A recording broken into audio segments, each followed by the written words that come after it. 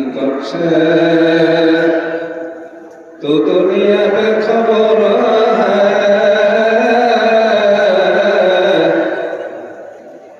हकीकत से तो दुनिया में खबर है दुनिया की नुमाइश पर नजर है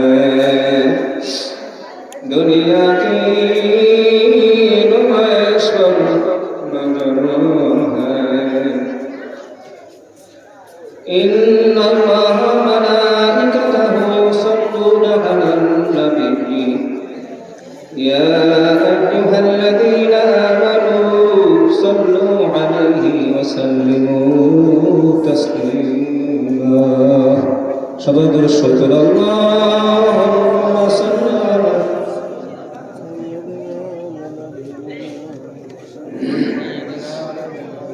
सल्लल्लाहु अलैहि व अला आलिहि व अस्हाबिहि व बारिक व सल्लिम मोहब्बतेर साथे बोले अल्लाहुम्मा सल्ली अला सय्यिदिना व नबियिना व शफीइना व हबीबिना सल्लल्लाहु अलैहि व अला आलिहि व अस्हाबिहि व बारिक व सल्लिम اللهم صل على سيدنا ونبينا وشفيعنا وحبيبنا ومولانا محمد صلى الله عليه وعلى آله وأصحابه وبارك وسلم আমার সাথে সাথে বলুন বালাগাল উলা বিকামালিহি কাশাফাত জামালিহি حسنت جميع خصاله صلوا عليه মাইকের মোড়ামুড়ির দরকার না যেভাবে আছে এভাবে থাক ঐতিহ্যবাহী আলেফন দাখিল মাদ্রাসা ম্যানেজিং কমিটি শিক্ষকবৃন্দ ছাত্রদের সহযোগিতায় এলাকার মুরব্বিয়ান নেতৃবৃন্দের সহযোগিতায় 2 দিনব্যাপী তাফসীরুল কোরআন মাহফিলের আজকে শেষ দিন।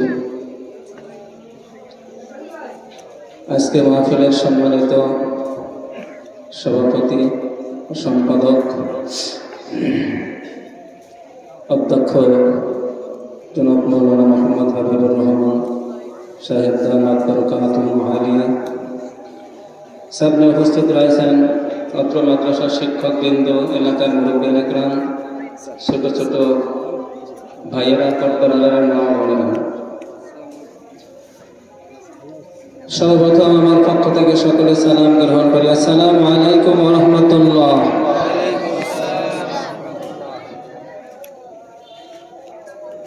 মাহফিলে আসার পরে আমরা সকলে খুশি না বেজার? আরো জোরে বলতে হবে, খুশি না বেজার? খুশি হলে আমরা শুকরিয়া আদায় করি সবাই জোরে আলহামদুলিল্লাহ। আর একটু জোরে বলতে হবে আলহামদুলিল্লাহ। বান্দা যখন আলহামদুলিল্লাহ বলে আল্লাহ তাআলা খুশি হয়ে যান। ছোট্ট সন্তান ভূমিষ্ঠ হওয়ার পরে 1 বছর পূর্ণ হলে যখন আব্বুকে আব্বু বলে ডাক দেওয়া শুরু করে, আম্মুকে আম্মু বলে ডাক দেওয়া শুরু করে,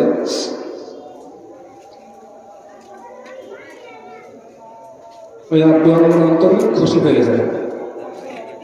কি বলেন, ঠিক না ঠিক? 9 মাস 10 মাস সন্তান গর্ভে রাখার পরে প্রসব বেদনায় যত মা বোনদের কষ্ট হয়ে থাকে, যখন সন্তানের মুখ দেখে জীবিত সুস্থ থাকে, সন্তানের মুখ চেহারা দেখার পরে মায়ের 9 মাস 10 মাসের গর্ভধারণের ব্যথার কষ্ট ভুলে যায়। কি বলে, ঠিক না ঠিক? আরো জোরে বলতে হবে, ঠিক না ঠিক? তদ্রুপ আসমান জমিন চন্দ্র সূর্য নক্ষত্র রাজি 7 আসমান 7 জমিন যা কিছু বলেন এর মধ্যে আল্লাহ তাআলা 18,000 মাখলুকাত সৃষ্টি করেছেন।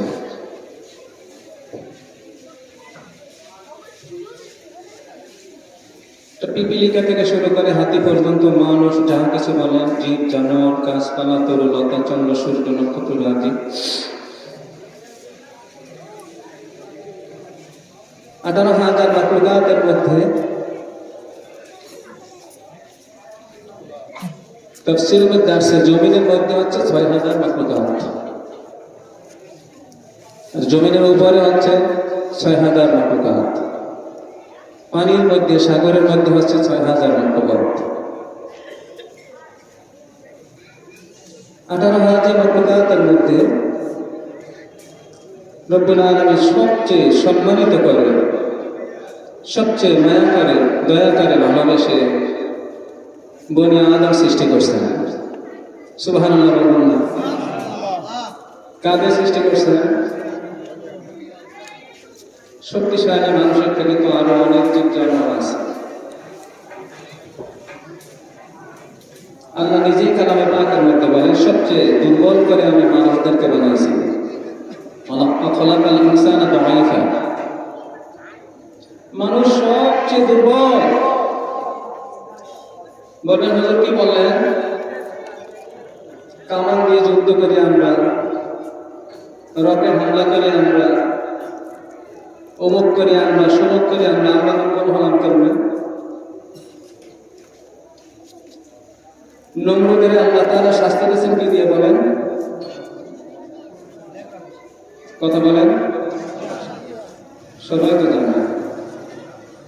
তা আবার কেমন মশা, যার পা ছিল, পা থাকলে যে কি হইতো? তাইলে এখানে বোঝা যায় যে মানুষ মশার চেয়েও দুর্বল। মানুষ কি মশার চেয়েও? গোটা দুনিয়ার মানুষ সকলে সম্মিলিত ভাবে একটা মশা বানাইতে পারবে? কে কথা বলেন? এখানে যারা আছে এরা মনে হয় পারবে। এটা মানুষ বানাইতে পারবে? এটা মানুষের হাত বানাতে পারবে?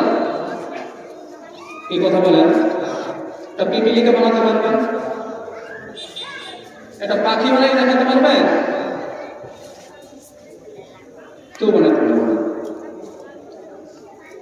এই জন্য আল্লাহ তাআলা আমাদের মাখলুকাতের মধ্যে সবচেয়ে দয়া করে, মায়া করে, ভালোবেসে